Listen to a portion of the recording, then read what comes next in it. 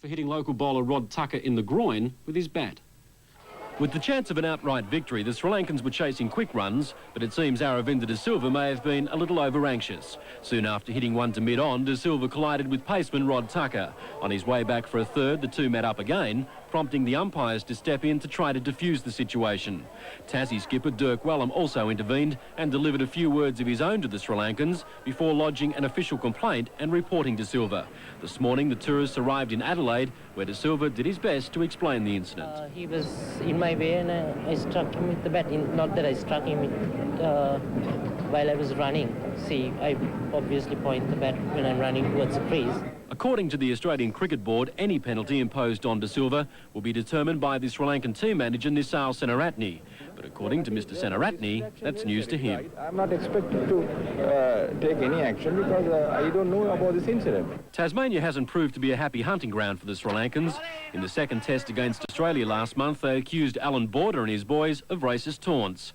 But then again, they're not the only tourists to have a run-in with our locals. In 1981, Pakistan's Javed Miandad and one D.K. Lilly exchanged pleasantries in Perth.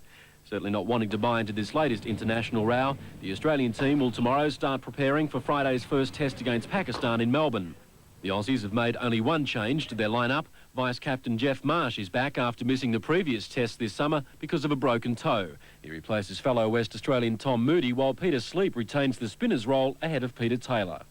In Adelaide, the home side's valiant chase for an outright win against Victoria has failed. South Australia required 313 for victory in just 3 hours, and after Paul Nobes ripped a half-century off just 29 deliveries, the Crow Eaters were on target, but eventually fell short by 127 runs. Lasting just over 5 hours at the crease for 107. Merv Hughes, Carl Rackerman and Terry Alderman each played big roles. At stumps, Australia are none for one in their second knock. Andrew Bensley reports.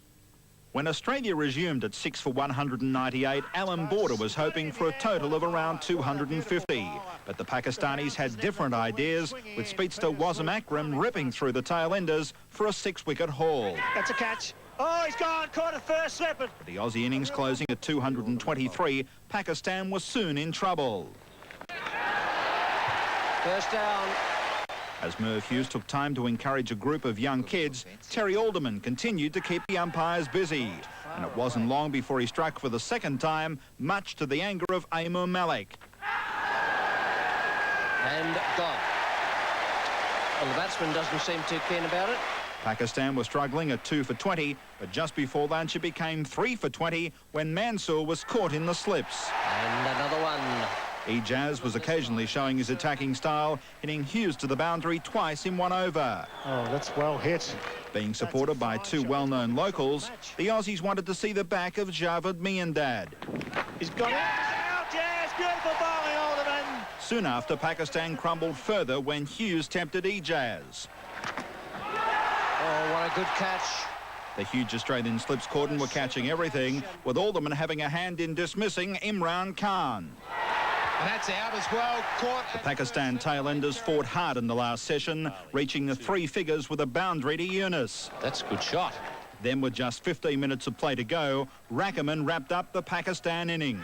He's got him out, caught behind. That's the end of the Pakistanis. Aussie openers Marsh and Taylor held out for 2 overs, taking Australia's lead to 117. Andrew.